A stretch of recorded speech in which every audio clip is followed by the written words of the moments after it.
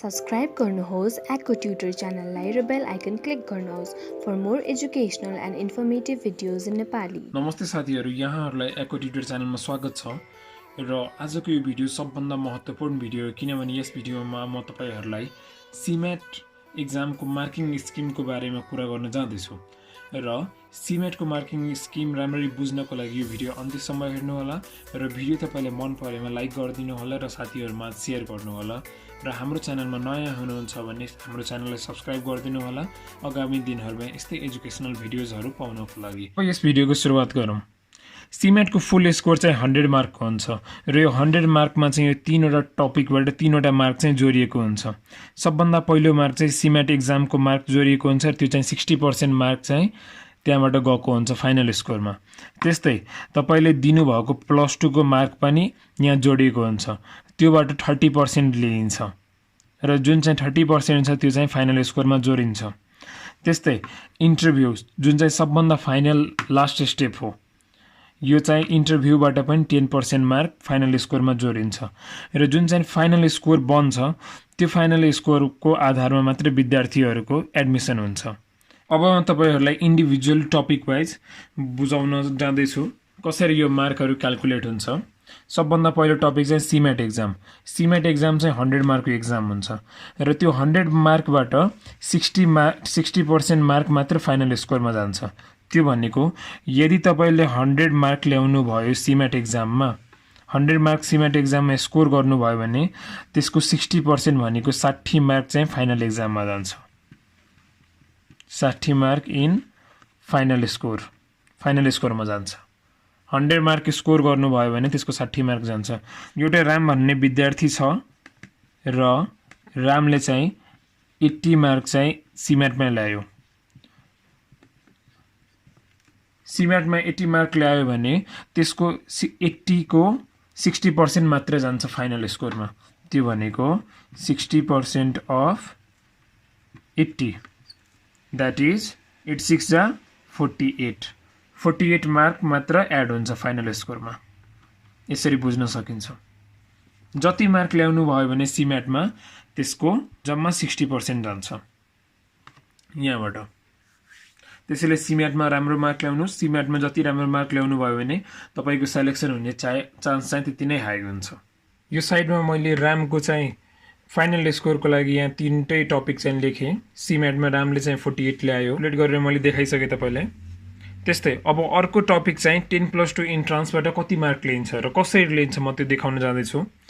यही तपाईको मार्क चाहिँ पर्सेन्टेज सिस्टममा छ, त्यो चाहिँ सबभन्दा इजी भयो। पर्सेन्टेज सिस्टममा ट्रान्सक्रिप्टमा कति पर्सेन्ट त्यहाँ मेन्सन गरिएको छ त्यो चाहिँ हेर्नुस्।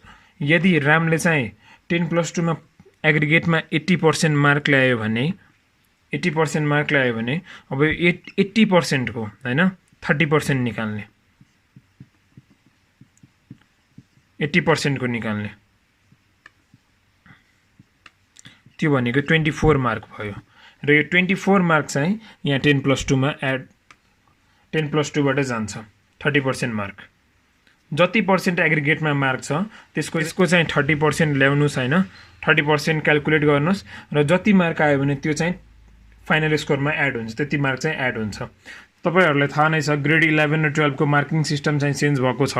पर्सेन्टेज सिस्टमलाई रिप्लेस गरेर अब ग्रेडिङ सिस्टम लागू भएको छ र त्यो ग्रेडिङ सिस्टम अनुसार चाहिँ तपाईले जसरी पर्सेन्टेज सिस्टममा क्याल्कुलेट गर्नुभएको थियो त्यो चाहिँ त्यसरी क्याल्कुलेट हुँदैन। यहाँ चाहिँ CMAT को लागि चाहिँ कति पर्सेन्ट मार्क जान्छ, कति मार्क जान्छ त्यसको लागि चाहिँ ट्युले अलरेडी यहाँ तोकेको छ मार्कहरु। तपाईको ग्रेड कुन ग्रेड आएको छ, यदि A+ आएको छ भने 3 मार्क जान्छ हरेक सब्जेक्टबाट, A आएको छ भने 2.5, त्यस्तै यहाँ C सम्म छ। मिनिमम C ल्याउनेले चाहिँ पढ्न पाउँछ। C आएको छ भने 0.5 मार्क जान्छ। अब यहाँ कसरी थाहा पाउनुहुन्छ कसरी मार्क जान्छ। क्लास 11 मा 5 वटा सब्जेक्ट हुन्छ, त्यस्तै क्लास 12 मा पनि 5 वटा सब्जेक्ट हुन्छ र यहाँ मैले एउटा एक्जाम्पल लिएको छु। राम भन्ने विद्यार्थी छ, पहिले चाहिँ कति 24 मार्क गएको थियो, अब चाहिँ 24 मार्क जाँदैन। यहाँ हेर्नुस् कसरी राम भन्ने विद्यार्थी चाहिँ 11 मा 5 वटा विषय हुन्छ, त्यसमा चाहिँ एउटामा A आयो भने A को कति छ 2.5 मार्क, 2.5 मार्क लेख्ने यहाँ। त्यस्तै अर्को विषयमा B आयो 1.5, B मा कति छ 1.5 मार्क जान्छ, 1.5 हरेक विषयको इन्डिभिजुअली मार्क चाहिँ जान्छ। ए प्लस आयो भने 3 मार्क र यस्तै कुन विषयमा कति ग्रेड आएको छ त्यति मार्क चाहिँ जान्छ। यहाँ 11बाट 9 मार्क जाने भयो। त्यस्तै 12मा पनि त्यस्तै गरेको। सब्जेक्ट 1मा चाहिँ ए आयो, त्यसबाट चाहिँ 2.5 मार्क गयो। त्यस्तै अर्को विषयमा ए प्लस आयो, त्योबाट चाहिँ 3 मार्क जाने भयो। यस्तै गरेर यो सबै सब्जेक्टको मार्क यहाँ आयो र सबैलाई एड गर्यो। यहाँ 12बाट 10.5 र 11बाट 9.9 र यो दुवैले एड गरिदिने, यो भनेको 19.5 भयो र यो 19.5 चाहिँ यो टोटल फाइनल स्कोरमा चाहिँ एड हुने भयो र 30% मार्क लिइन्छ। यही तपाईँको ग्रेडिङ सिस्टममा छ भने यो फलो गर्नु होला, ग्रेडिङ सिस्टममा छ भने यो चाहिँ फलो गर्नु होला। र अर्को सबभन्दा लास्ट टपिक चाहिँ इन्टरभ्यूबाट पनि 10% मार्क चाहिँ जान्छ फाइनल स्कोरमा। इन्टरभ्यू भनेको 10 मार्कको हुन्छ र 10 मार्कमा तपाईँले जति मार्क ल्याउनु भयो भने त्यति मार्क नै एड हुन्छ। सपोज यहाँ रामले चाहिँ 8 मार्क ल्यायो इन्टरभ्यूमा होइन, त्यो 8 मार्क चाहिँ यो फाइनल स्कोरमा एड हुन्छ। 8 मार्क यहाँ लेखिन्छ।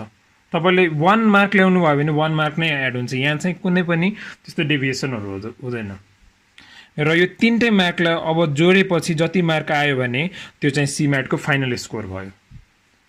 र यो जुन इन्टरभ्यूको मार्क छ त्यो चाहिँ कलेजले दिने गर्छ लास्टमा। यो सबभन्दा लास्टमा यो मार्क चाहिँ हालिन्छ।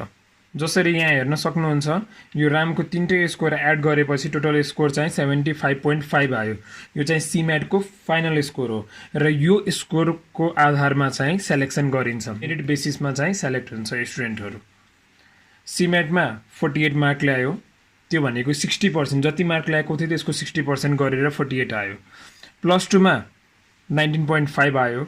मैले यहाँ ग्रेडिङ सिस्टमबाट लिएको छु 10+2 को मार्क 19.5 आएको छ, त्यो चाहिँ 30% हो। र त्यस्तै इन्टरभ्यूबाट 8 मार्क आएको हो र 3टैलाई एड गर्यो भने 75.5 आयो। This one is the final score र यसको आधारमा मात्र सेलेक्सन गरिन्छ। त्यसैले तपाईँ सक्दो धेरैभन्दा धेरै मार्क, यही तपाईँको +2मा राम्रो मार्क आएको छैन भने यो सीम्याटको टेस्टमा राम्रो मार्क ल्याउनु कोसिस गर्नुहोस्, किनभने त्यहाँबाट 60% मार्क जान्छ। र त्यस्तै इन्टरभ्यूमा राम्रो मार्क ल्याउनु कोसिस गर्नुहोस्, जसले गर्दा तपाईँको 10+2 को मार्कलाई चाहिँ मेकअप गर्छ। अन्त्यमा म सबैजनालाई धन्यवाद भन्न चाहन्छु यो भिडियो अन्त्यसम्म हेरिदिनुको लागि। र तपाईँलाई सीम्याटको भिडियो चाहियो भने एउटा सीम्याट भनेर छुट्टै प्लेलिस्ट बनाइएको छ, त्यहाँ गएर तपाईँ 16-17वटा भिडियो हेर्न सक्नुहुन्छ सीम्याटको बारे। र त्यस्तै आगामी दिनहरूमा यस्तै भिडियो हेर्नको लागि हाम्रो च्यानललाई सब्स्क्राइब गरिदिनु होला र छेउमा भएको बेल आइकन पनि थिच्नु होला, जसले गर्दा तपाईँले नयाँ भिडियो अपलोड भयो भने सबभन्दा पहिले नोटिफाई गरिन्छ।